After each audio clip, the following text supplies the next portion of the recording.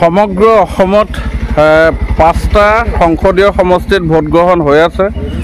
এইটো হৈছে যোৰহাট লোকসভা সমষ্টিৰ 98 নং বিধানসভা সমষ্টিৰ এইটো চিলাকলা কৈবৰ্ত প্ৰাথমিক বিদ্যালয় ভোট কেন্দ্ৰ। এই ভোট কেন্দ্ৰটোত এই ভোটাৰসকলে এনেদৰে দীঘলীয়া শাৰী পাতি আছে। তেওঁলোকে নিজৰ ভোটাধিকাৰ সাব্যস্ত কৰিব। ওচৰত যেটো পৰিৱেশ হৈছে এইটো। নমস্কাৰ, নাৰায়ণ সাধনা SB ইউটিউব চেনেলে 2024 চনৰ সংসদীয় সমষ্টিৰ সাধাৰণ নিৰ্বাচনৰ এটি ভিডিঅ' সকলোকে স্বাগতম জনাই আৰম্ভ কৰিছো এই ভিডিঅ'টো। এইটো 98 নং মাজুলী বিধানসভা সমষ্টিৰ অন্তৰ্গত চিলাকলা কৈবৰ্ত প্ৰাথমিক বিদ্যালয় এইটো ভোট কেন্দ্ৰ। এইটো যোৰহাট লোকসভা সমষ্টিৰ ভোট গ্ৰহণ প্ৰক্ৰিয়া চলি আছে। এই পুৰুষ আৰু মহিলা শাৰীৰ ভোটাধিকাৰ সাব্যস্ত কৰা এই পুৰুষ আৰু মহিলা শাৰীৰ এইসকল ভোটাৰ, এই ভোটাৰসকলে আজি নিজৰ পচন্দৰ প্ৰাৰ্থীৰ ভোটদান কৰিব। এইটো হ'ল চিলাকলা কৈবৰ্ত প্ৰাথমিক বিদ্যালয়, এইটো ভোট গ্ৰহণ কেন্দ্ৰ।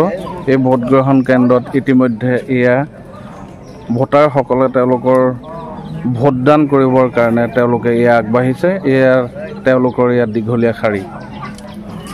ইয়াতে এয়া দুটা শাৰী নিৰ্ধাৰণ কৰি দিছে। এইটো হৈছে ফিমেল, এইটো মহিলা শাৰী, আৰু এইটো পুৰুষৰ শাৰী। আজি বতৰটো খুব ভাল, ইমান ঠাণ্ডাও নাই গৰমো নাই, গতিকে ভোটাৰসকলে ওলাই আহিছে।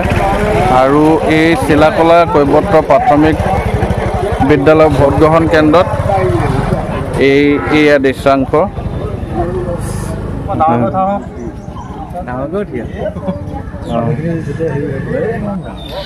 আজি লোকসভাৰ সাধাৰণ নিৰ্বাচন 2024 সমগ্ৰ ভাৰতবৰ্ষত 21খন ৰাজ্যৰ 102টা সমষ্টিত লোকসভাৰ সাধাৰণ নিৰ্বাচন অনুষ্ঠিত হৈ আছে।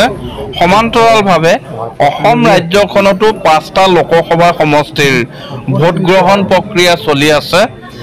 লখিমপুৰ, যোৰহাট, ডিব্ৰুগড়, কাজিৰঙা আৰু শোণিতপুৰ এই 5টা লোকসভা সমষ্টিত ভোটাৰসকলে ভোটদান প্ৰক্ৰিয়া চলাই আছে। আৰু এই অসমৰ এই 5টা লোকসভা সমষ্টিত মুঠ ভোটাৰ হৈছে 86 লাখ।